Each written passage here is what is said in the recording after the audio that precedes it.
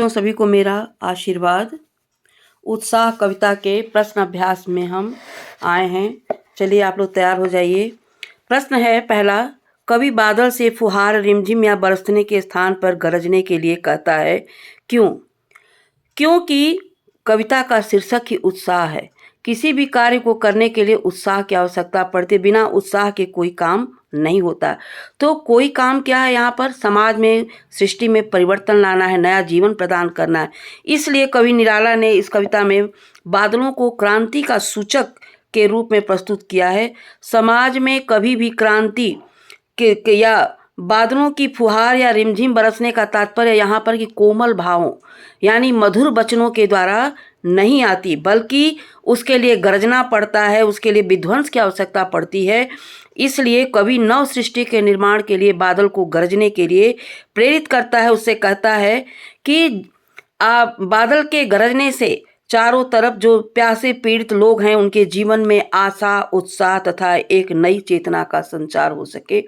कवि इसलिए रिमझिम या फुहार बरसने के स्थान पर गरजने के लिए कहता है कि जब तक समाज में जब भी परिवर्तन लाना होता है उसके लिए सामान्य रूप से या कोमल भावों से कोई काम होने वाला नहीं है। उसके लिए उग्र होना पड़ता है, उसके लिए गरजना पड़ता है, उसके लिए विध्वंस की आवश्यकता पड़ती है। इसलिए कवि ने यहाँ पर बादल से गरजने के लिए कहा है, रिमझिम फुहार या बरसने के लिए नहीं, क्योंकि सृष्टि में नई सृष्टि का निर्माण करना है, जो कि बादल क्रांति का सूचक है।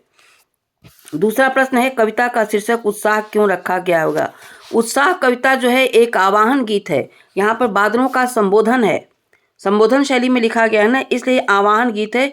तो बादलों को संबोधित करके लिखा गया है, इसलिए क्योंकि उत्साह बादल जो है वर्षा करके पीड़ित प्यासे जन की आकांक्षा को, उनकी इच्छा को पूरा करेगा, और बादल गरज करके बरस करके लोगों के अंदर उत्साह, आशा, नवजीवन और संपूर्ण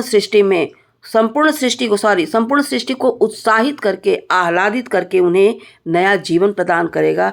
इसलिए कवि ने इस कविता का शीर्षक उत्साह रखा है, जो कि कोमल भावों से संभव नहीं है। कुछ और रखता तो संभव नहीं होता। तीसरा प्रश्न है, कविता में बादल किन किन अर्थों के लिए और संकेत करता है? तो कविता में बादल निम्नलिखित अर्थों की तरफ संकेत करता है। पहला है, बादल मनुष्य जीवन में क्रांति लाने की ओर संकेत करता है। दूसरा, बादल पीड़ित प्यासे जन की, जो गर्मी से बिल्कुल तप्त हैं, उनकी आकांक्षा को पूरा करने की तरफ संकेत करता है।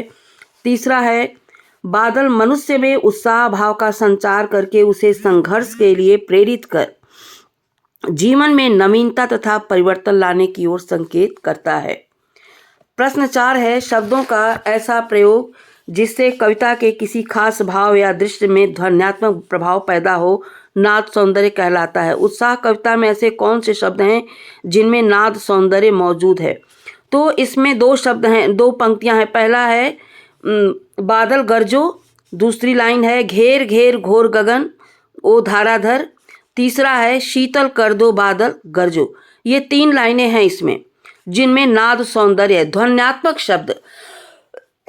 घोर शब्द आया है घनघोर गर्जना के लिए आया है। गर्जना आवाज होती है और घोर घनघोर गर्जना, इसलिए यहाँ पर नाद सौंदर्य है।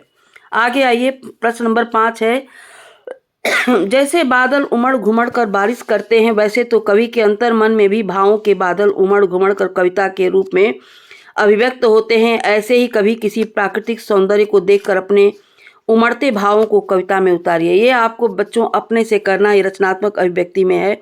आप इसके लिए लिख सकते हैं, किसी की भी कविता हो, नागार्जुन की जैसे कविता को माना जाता है कि धिन धिन धा धमक धमक मेघ बजे दामिनी, यह गई दमक तब बजे मेघ बजे। आप इसको अपने मन से लिख सकते हैं किसी भी कवि की, मगर उसमें ध्वन्यात्मक शब्दों का प्रयोग हो अवश्य।